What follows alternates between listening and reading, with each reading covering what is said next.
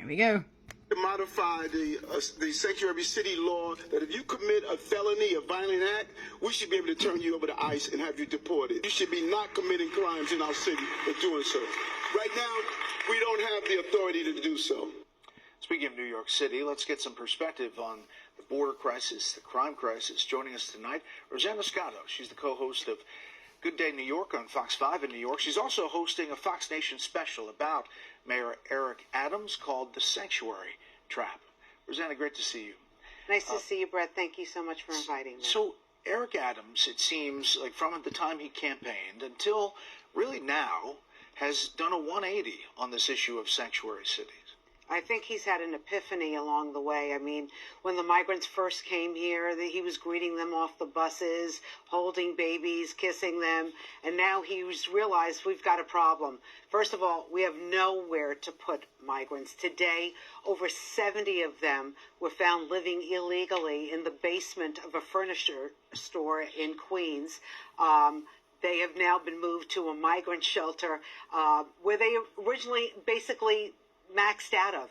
There was no more room at the inn, so they were living illegally under this furniture store in Queens. But let's talk about some of the crimes, because it came to a head recently when some migrants were accused of beating up police officers in the middle of Times Square. They were arrested, at least some of them were arrested, and then they were basically let go on bail or without bail. And I think the mayor had an epiphany and realized this can't continue. People were just so outraged in New York City that this was happening.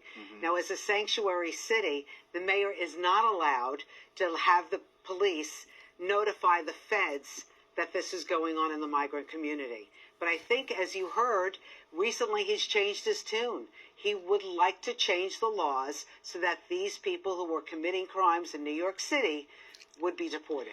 Yeah, I want to play a clip from the Sanctuary Trap. Take a listen. What would it take for you to close the front door?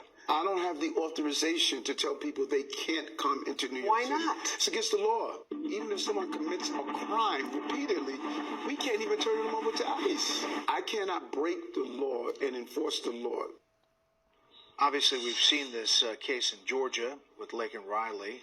That illegal immigrant allegedly behind that murder was arrested in New York and was not turned over to ICE. If you look at these numbers, Rosanna, it's staggering.